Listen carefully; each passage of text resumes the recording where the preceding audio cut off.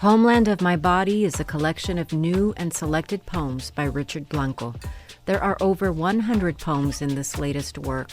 While the majority of them are culled from his previous books, groups of new poems bookend this collection. This is Book Public from Texas Public Radio. I'm Yvette Benavides. In this interview, Richard Blanco discusses wide-ranging topics, including a discussion of how his idea of home has morphed and how he continues to work to bridge the past and the present, languages and cultures, through his unique voice and vision. I spoke to Richard Blanco about his latest book, Homeland of My Body, New and Selected Poems. But first, here's Richard reading 3 of his poems from the collection, When I Was a Little Cuban Boy, Why I Needed to, and Riding Home. He starts us off with When I Was a Little Cuban Boy. When I was a little Cuban boy. Oh, Jose, can you see? That's how I sang it when I was a Cubanito in Miami, and America was some country in the glossy pages of my history book, someplace way north, everyone white, cold, perfect. This land is my land. So why didn't I live there, in a brick house with a fireplace, a chimney with curly cues of smoke? I wanted to wear breeches and stockings to my chins, those black pilgrim shoes with shiny gold buckles. I wanted to eat yams with the Indians, shake hands with those negros, and dash through snow I'd never seen in a one-horse hope and say. I wanted to speak in British, say really smart stuff like four's core and 7 years ago, or one country under God in the visible. I wanted to see that land with no palm trees, only the strange sounds of flowers like petunias, peonies, impatience, waiting to walk through a door someday, somewhere in God Bless America, and say, Lucy, I'm home, honey, I'm home. Why I needed to. Because I faithfully reply to every email from the absurd gods of urgency who punish my good deeds by leaving me empty when I empty my inbox. Because I praise hating myself, broken into my calendar's time-slotted tasks, slicing me thin with the thick duty of being everything, yet nothing to anyone, not even me, because I remember birthdays but often forget my own and my mother's, because she is bitter sweet as the Cuban coffee she brews after Sunday dinners, because she only loves me in the language of her cooking my favorite dish, carne con papas, because of my blind father sunk in his armchair without me on his lap, because he never told me the life story I only read finally in the half moons of his eyes the morning he gazed into mine, then died. Because my brother and I need to drink to share our shared hurt at happy hour, so unhappily grateful for love's wreckage. Because my husband, who's still scared of his adoration for me as we embrace sleep, still doubts how long I'll nest my dreams in his arms, because I have never quite told him always. Because I'm just as afraid of needing him more than myself. Because I'm not the one I've curated on Instagram, oh, so humbled by, so grateful for, so many posed blessings with my posed selves. Because tonight I again remember I'm nothing more than a mirage, slowly disappearing on my porch, sitting with half the life I have left, still trying to piece how I fit into the puzzle of the constellations.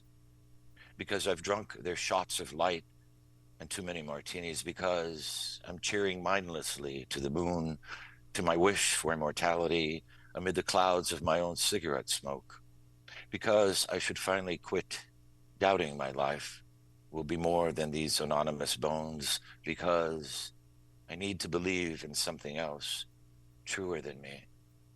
Because that's why today I had to take myself away to the beach, because I needed to imagine my father as that father at the shore, handing a bouquet of seashells to his son, because I needed to taste that love can be simple as a mother remembering to pack sodas and sandwiches, because I needed the seagulls tending the horizon to teach me again to be as still as them, peer calmly into the void of the skies I'm face, because I needed to hear the waves break and break and break and break me into the lines of this poem, because I needed to burn, to see myself shine just as beautifully as the rosy glow of the sunlight bathing my closed eyes.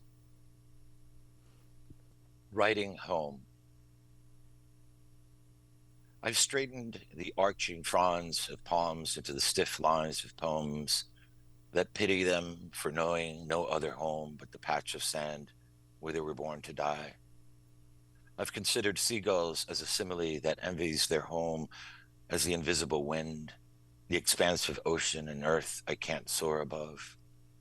I've repeated images of waves and waves, marveled at how they die, seep secretly through the pores of sand back into the homeland of their own seas again and again, as I wish I could. I've personified the moon, needing it to speak in the voice of my soul to myself, lost in the sky of my own boundless darkness, yet at ease in the universe of my loneness. I've given verse to the epic lifeline of stones, once molten souls spewed from volcanoes' mouths. Then they're hardening, they're weathering into pebbles I get to behold in my fists as mute metaphors for my own journey's questions of where I began, where I will end. I've jotted down the beats of rain that rhyme with the soft syllables of snow, tasking me to ask myself if I could ever be as fluid and homeless. I've made an allegory out of wildflower seeds, how they surrender their destiny to wind-borne miles that blow them to root in my tamed garden. Maybe this is their home more than it will ever be mine, though I've rendered my poems with images of them. That's what I'm wondering tonight. If every line I've written or will is merely a long road that dead ends, always breaking on the thought that my ultimate home is ultimately some wordless place. So, Homeland of My Body, New and Selected Poems. How do you feel about having a book with the subtitle, New and Selected Homes? It feels very big. Yeah, yeah. I mean, of course, this kind of book is such a wonderful compliment to one's career. To see sort of your life in poetry and in retrospect, and it feels like I'm also middle aged, so like it feels like the right time. But it really feels wonderful to think that I've reached this point in my writing career where I have a body of work, right? Something that is also putting together the book, looking at all the journey that happened with all these themes of home, place, and identity and belonging, and feel like, hey, they've done something, you know? Yeah. These are like 100 poems. What was the process like for you? What was the organizing principle? I know these recurring themes of home, et cetera, but wow, what was that process like for you? Yeah, well, there's one exciting thing that happened, and of course, putting together any book is sort of a discovery process. But one of the exciting things that happened was splitting the new poems into part one and part two, which bookend the book or sandwich the older poems. So there was an interesting structure that evolved. So in the first section of new poems, it's kind of like where I am today in terms of home, in terms of being an artist, and then that section ends with my coming back to Surfside in Miami, where I actually wrote my first book. Hmm. And so the middle part of the book is sort of a flashback that then takes you through this journey. So that I liked, and then the new poems part two sort of return you to the present and sort of reflect on what that body of work feels like now. So that was one of the interesting things. The other is, and this is, I got to thank my editor and my agent. I just thought I'd pick just okay, the oldies but goldies, like the ones, the tried and true poems. And in truth, they said, it's not always necessarily the poems that you've been reading all the time, but look for the unexpected poem that might be part of this, might be a gap in the story, or in the thread of your work that maybe you didn't give enough playtime to, maybe they weren't published because they were too long or whatnot. So that was an interesting to thing to go through and really look at a poem and not have a bias against my own my own work. There's one poem in particular that's called Letters en el Año de la Agricultura, which is an exchange of letters between my mother and her sister when she left Cuba. And I just always felt that was a very important work, but it's very hard. It's a long poem. It's written in three voices, so it's kind of a poem you don't read at a reading so much, and so it always felt important, and I got to include it in here. So that's one example of several. Well, then talk to me about languages and about your bilingualism and what that's meant to you, maybe even before you became a poet, and then at this point with this being able to include this particular poem in such an important book. It's interesting because our listeners might know, or that I'm also a civil engineer, and I've been a practicing civil engineer for most of my life. I always say that, I discovered writing actually in my engineering office because so much of my work involved writing, and that's how I started writing poetry. I got interested in poetry and just purely following my creative and intellectual curiosities. But it wasn't until recently, that's what I thought, but it wasn't until recently that I was still like, why are you a poet? Like, uh, you know people look at me, you're a poet and engineer. I'm like, and I would always say, yeah, what's wrong with that? But part of me was like, yeah, what really happened here, Richard? And I realized that I don't ever remember not knowing two languages. I got here when I was 45 days old. I, in essence, was the first person to learn English Mm. rather well. And I remember translating for my parents, like at 3, 4, 5 years old, not whole conversations, of course, but just how do you say this? How do you say that? And I guess it imprinted in me the sense that, language, well, first of all, I didn't take language for granted, as just a form of communication, but also imprinting in me this idea that language is a way of thinking, it's a way of being in the world, and that language was power. I mean, here you are, a little kid, and for most of our lives, my parents never. Oh, they learned English, but they were afraid to speak it, and of course, they didn't master it completely. But once you left, the Miami-Dade County line, like they were at my linguistic mercy and my brother Nari's linguistic mercy. Mm. So that always, I think, imprinted. So I think when I was presented with this writing thing in engineering, something clicked in me, and I pursued it. And it took me almost 40 years to find that out. But the other piece, I mean, I always like to use Spanish because there's two reasons for it. There's just some words that are so culturally attached that they would seem silly in translation. So like saying things like aunt, or aunt, or mother, Not that I don't use it in English sometimes. It depends on the poem, but especially when writing family poems or childhood memory poems, I mean, that's important to sort of hold on to those words.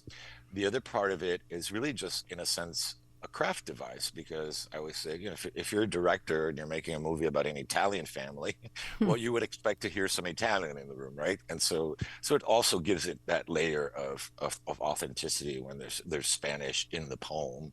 So that's important.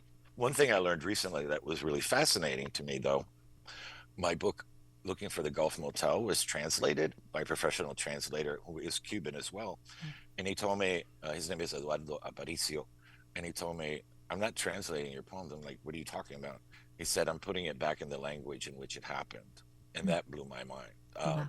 So, the family poems, family memory poems, the childhood memory poems, all that happened in Spanish. And so the poem in English is already, in a sense, a translation of that experience.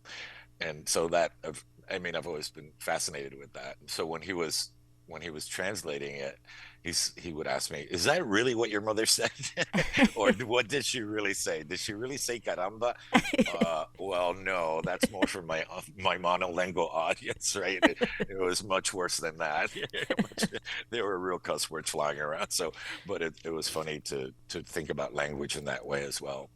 That's astonishing that the translator said that. Yeah, it's brilliant.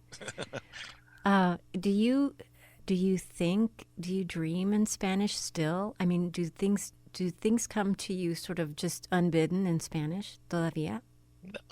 Not so much, but so obviously, I mean, we spoke Spanish in the household, and growing up in Miami, there's Spanish, everywhere, but it's also like kind of everyday colloquial Spanish. You're Yeah. not discussing, um, post-colonial literature in Spanish at the Cuban grocery store. So it's that level of Spanish, and of course, I took Spanish in high school and college and whatnot, but it was obviously educated in English. But here's another sort of thing that really is funky and interesting. So when I go to a Spanish-speaking country, and especially Cuba, at first, usually I always go with my mother to Cuba. At first, I'm like, "Mami, ¿cómo se dice esto?" How do you say this? Mhm. How do you say that? And then just like my mind gets so tired of translating that it shuts down. And so there's like a moment where I have no language, and it's kind of eerie, but it's kind of like being a 2-year-old without language. You just look at a tree and you have no, like, both words escape you in both languages. Wow. And then something snaps, and then I start thinking in Spanish. Wow. Yeah, and then I start forgetting English. So then I have to ask my mom, Mami, ¿cómo se dice esto en inglés? How do you say this in English? And it's funny, like suddenly I'm having these complex conversations, and like, it even happens when I go to international book fairs, like when I've been to the book fair in Bogota and in Guadalajara, and I always ask for a translator, and the organizers are like, "But you're Cuban, I mean, you know Spanish." I'm like, "Not at that level," but soon enough, I'm like soltando unas palabrotas, like sort of like you could swear I had a PhD in Spanish literature. So it's there somewhere. And what I like to do, then I'll have an inspiration in Spanish to write poems. And so I'll come back, or even when I'm there, I'll start penning some things. But what I like to do is I don't like I kind of so well let me explain. So I'll write a line or two or three in Spanish, then translate it into English, mess around with it into Mhm. English, reverse translate it into Spanish, mess around it in Spanish, translate it a second time into English, and back and forth until I feel I've said what I wanted to say in both languages in the best way I can. And I present it, the poem is happening, line by line or stanza by stanza. So I present always the text as one thing, because they're really co-created. It's not like the Spanish and then my own translation, but rather it's the bilingual mind working at the same time. And it's really fascinating because it also teaches you the sort of the strengths and weaknesses of each language. And sometimes, geez, I wish we had possessive in Spanish, de, tole. Like, can't we just put an apostrophe s on that? And then, but also, I love how in Spanish you can be much more evocative and much more sentimental than you can in English. So it's kind of neat to go through that exercise. Oh, it's just so endlessly fascinating, this idea of translation and bilingualism. Yeah. Another thing about your work, I think that people have come to understand is that you write about homeland. It's very important to you. And I have this idea about grappling with the notion of being homeless, always searching for home. Do you still think of yourself? I mean, you've been here since you're 45 days old, but Right. do you think of yourself as an exile, or do you think of yourself as having found home, or can we ever, or can we Right. can we ever maintain that idea, or does it shapeshift, or how do you perceive the idea of home? I feel like you're constantly grappling with this in ways that I don't think I know of any other writer that grapples with it quite like you do. Well, thank you. Yeah, it's become, the question of the center of my work. That one question you're never going to quite answer, but there are possibilities and potential answers. I think it's been through different iterations, and I'll try to give you a sort of a quick summary. So, growing up, so as I like to say, I was made in Cuba, assembled in Spain, and imported to the United States. So, my mother left Cuba 7 months pregnant. to Madrid. I'm born, and 45 days later, we emigrate to the United States. So by the time I was 45 days old, I belonged to three countries and yet to none. But growing up, the journey has been, it's shape shifted, like you said, and because home is like asking what is great, it changes. It changes as people around us change. In Sort of growing up, I didn't want to be Cuban, like any normal kid. You never want to be what your parents are. So, so it was a sense of like in like the poem when I was a little Cuban boy, it was kind of like this yearning to be that real American was a fantasy, right? That you only saw on television or whatever in TV commercials and whatnot. So a lot of that journey, and I detail that in my memoir, right? I call it a cultural coming of age story. Was you get to a point in your life where you're like, you ask that big question, where am I from? And the answer isn't what you thought. And so then I became super fascinated with my Cuban culture and really diving into it. I went to Cuba for the first time. And I kind of rejected America as like, no, I'm Cubano. As soon as Cuba is free, I can move back there, and that's it. That's my home, my identity. Of course, that's we're still waiting for Cuba. So, so, but it was also difficult to have a real relationship with the island because you couldn't travel freely, but also, in a way, it was my parents' Cuba that I was looking, and that wasn't exactly what I could attain. So it was more like a real imagined place. And then so I moved up to the Northeast to Hartford, Connecticut, thinking that's it. Okay, I'm moving to New England. Robert Frost, I'm gonna like that poem says, right, singing jingle bells in a one horse hope and say, thinking I'm just as American as I just can fit in. And then I was like, okay, this is not it either. Um, so then I started traveling a lot, and that's in my second book, Directions to the Beach of the Dead, a lot of travel poems, again with that same question in my luggage, Mhm. figuratively, and in my baggage. And then I kind of gave up on that question for a little while, and I moved to Maine. And I was just thinking about home as Basho put it, life is a journey, and the journey itself is home. And then the White House called and asked me to write a poem about America, which is ironically my very first assignment in my very first creative writing class. And it's the very first poem in my very first book, the assignment. And I was like, okay, Obama, you gave me the same assignment. I've been working on this for 30 years now. So then I felt finally imagined the experience of serving as inaugural poet. Like I finally understood that no, I am American, and I don't need to be that little boy in that white picket fence on some 1950s show. That my narrative is, that all our narratives are really part of what makes home and makes a country. So that book was big in a different way. It was called How to Love a Country, and it was like asking that question of home suddenly, not just in my own sort of autobiographical space, but thinking about what is home to us as a nation. What is a country, really? How do we define that? How do we connect with that? How do we deal with all its ugly history? So that was that exploration. And where I am now, in Homeland of my body, is that not that I've given up in the search, but I think it's also being middle aged, and I just feel like now I've surrendered like that egoic part of the self that wants to find paradise and thinks, if only I move to Rome, I'll live forever, happily ever after. And I've realized that all the homes I've had, all the places I've traveled, all the homes I've lost are still in me. I mean, it is, that for me, home is more dealing now with the psyche of home as a space, and also my art as a home, which I had never really contemplated either. That's really one of the most permanent spaces I inhabit, right? So it's Yeah. not no longer just a physical space, but more like a psychic space or a psychological space that I'm thinking of home now. And so I don't get as nostalgic. I also don't get as bitter when something Mhm. changes. And then ironically, now sharing my time between Maine and Miami and coming back to the city I grew up in, it's all kind of oddly all come full circle, to reconnect with Miami as well. But I'm not longing to find anything. It's all there. It's all in me. It's all in my body, in my mind, and in my soul. I love that. Well, you mentioned Obama. Obama calling. Yes, Was that it? Obama call. Obama call? Well, that was in what, in 2013? But actually, I had the call in 2012 in December. But yeah, the inauguration was in January of 2013. And in March of 2023, You were the recipient of a National Medal of the Humanities. Yep, that's right. So, I was thinking about in that 10 years, so much has happened to us as a country.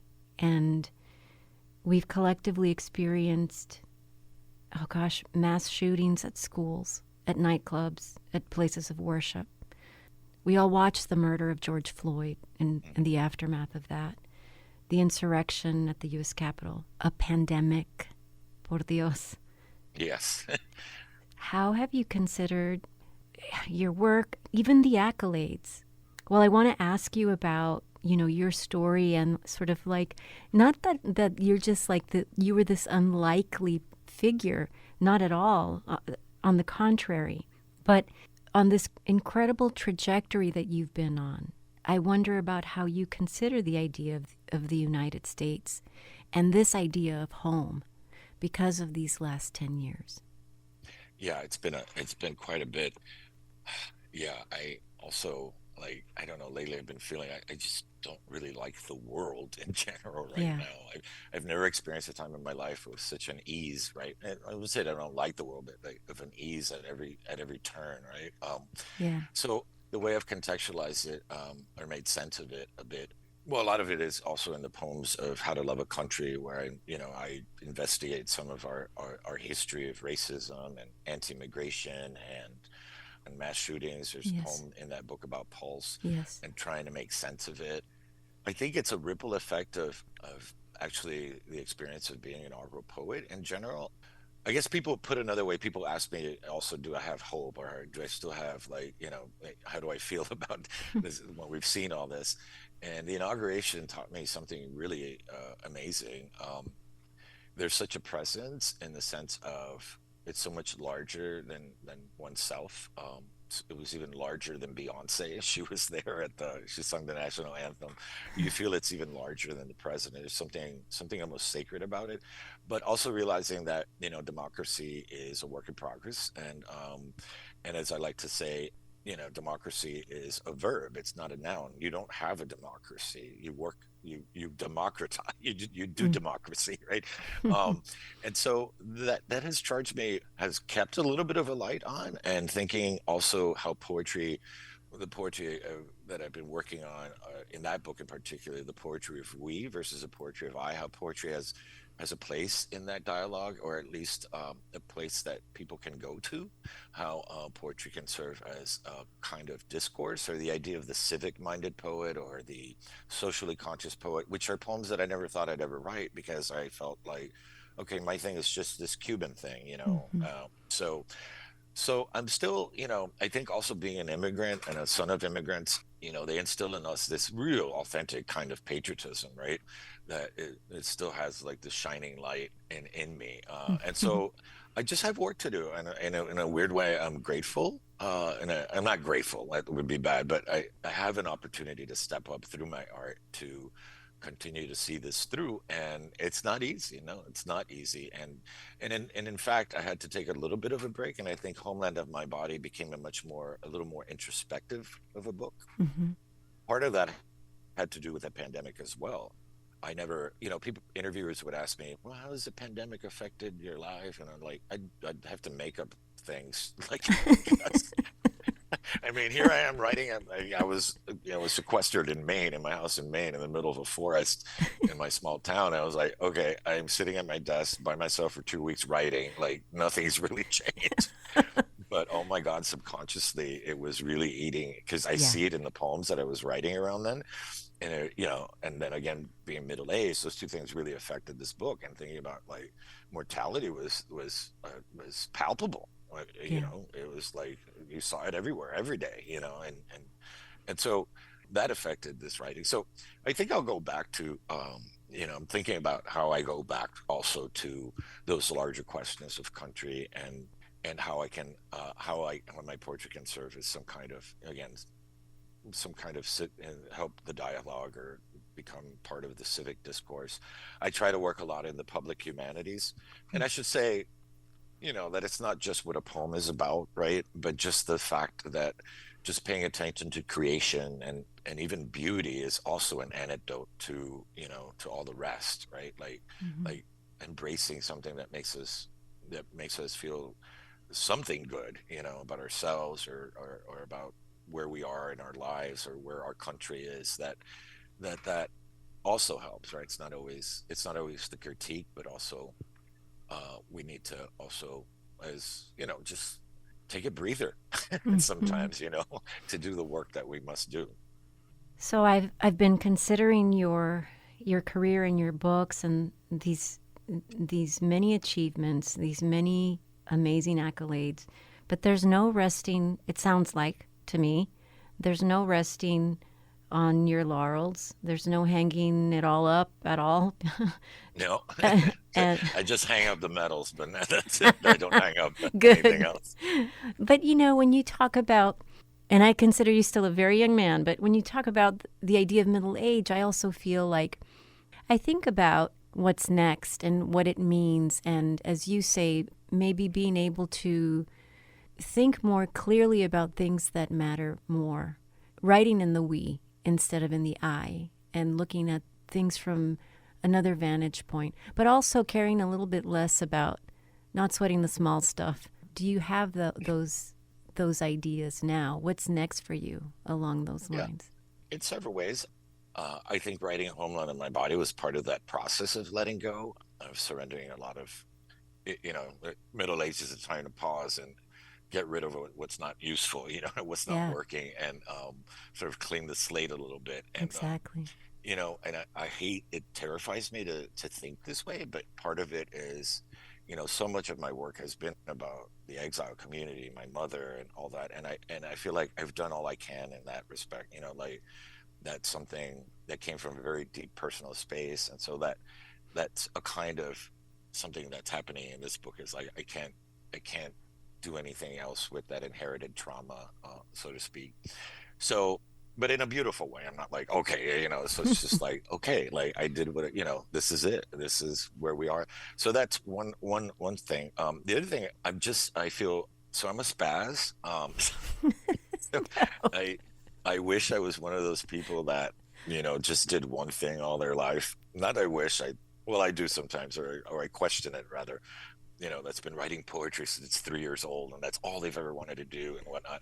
So I think this phase of my life, I'm just exploring all different kinds of wonderful projects that I would have never said a yes to before. We just wrote a play, with a co-wrote with Vanessa Garcia, a play that premiered in Portland, Maine, and just finished a run here in Miami at the Actors Playhouse, and it's called Sweet Goats and Blueberry Senoritas. Uh, And so it was wonderful to explore what a mind trip, to just a whole other way of writing, but wow. also to see your words come alive in the actors' bodies and in the set and like Yeah. whatnot. So that's been interesting. I'm also working on as co-lyricist with Benjamin Veles Hmm. on a musical based on the memoir Waiting for Snow in Havana, which details a lot of Operation Peter Pan, or Pedro Pan, Hmm. which was the airlifting of 1,400 unaccompanied minors, from Cuba between late 50s to early 60s, Yeah. the largest exodus, the largest thing of its kind in the Western Hemisphere. So that's been fascinating, and using all these other techniques of poetry that you don't really use on the page for the page Hmm. poem, like rhyme and meter, and like and realizing all these wonderful parallels between lyrics and poetry that I had never really explored. And then I've been working also on the script for, my memoir, The Prince of Los Cucuyos, was optioned for a TV show, Oh, but they fantastic. also they also made me a writing executive producer. So I've written two pilots for that, and so that might be a whole other journey for me. So, Oh, wow. so I think that's, yeah, I would have never dared to do that, in my mid 30s or even 40s, because, well, this, you can't do that. You have to follow your one career path and Yeah. whatnot. Yeah. Wow. It all sounds so exciting. I can't wait. Of course, the themes are all home, but Yeah, that's good. but it's another way of dimensioning it, right? That keeps Yeah, it exciting, and brings up new questions or new dimensions of this great big four-letter word. exactly. Well, Richard Blanco, I cannot thank you enough. What a thrill and what an honor to get to talk to you today. Thanks, Eva. It's been a pleasure.